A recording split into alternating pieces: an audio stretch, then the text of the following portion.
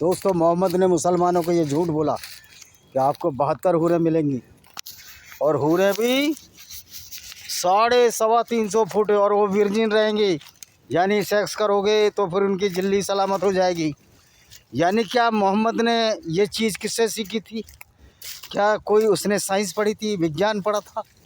लेकिन लोगों को बेवकूफ़ बनाता रहा। इनका सल्लल्लाहु अलैहि वसल्लम मोहम्मद कितना लोगों को बेवकूफ़ बनाया।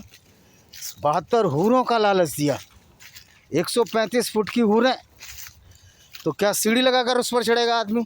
और फिर किस लिए? मरने के बाद तो मोहम्मद आज तक उठा नहीं है। मोहम्मद तो बोलता था कि क़यामत मेरे सामने आ जाएगी।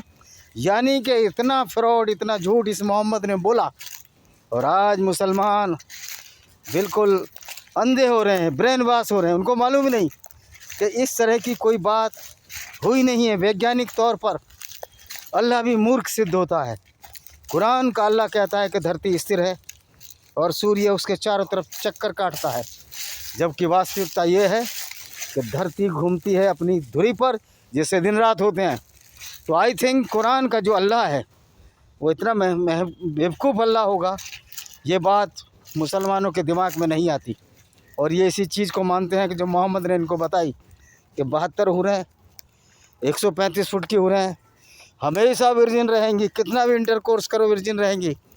यानी कि ये तो सेक्स डॉल है। सेक्स डॉल एक बहुत बड़े नेता से भी पकड़ी गई थी, जो कांग्रेस का नेता है और कई बार सांसद रह चुका है मध्य प्रदेश में। तो ये सेक्स डॉल थी क्या? यानी कि मोहम्मद जितना झूठ बोला, और उसके बाद भी ये बेगैरत कौम उसी मोहम्मद की आइडियोलॉजी, विचारधारा को मानकर उसको अपना पैगंबर मानती है, जो पीडोफाइल था, जो औरतों को बाज़ारों में बेच देता था, जो उनके साथ सेक्स कर ज़बरदस्ती सेक्स करता था, और ज़बरदस्ती सेक्स करने को बलात्कार कहते हैं।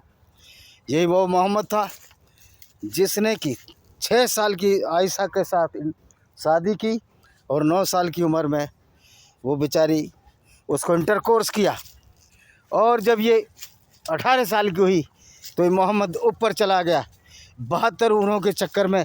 लेकिन यहाँ एक जीती जागती हूर को छोड़कर आयशा बिन्त अबू बकर सबसे अभागी लड़की। और ये मोहम्मद का तसव्वुर देखिए, लोग मस्जिदों में सुभान अल्लाह, माशाअल्लाह, इंशाअल्लाह कर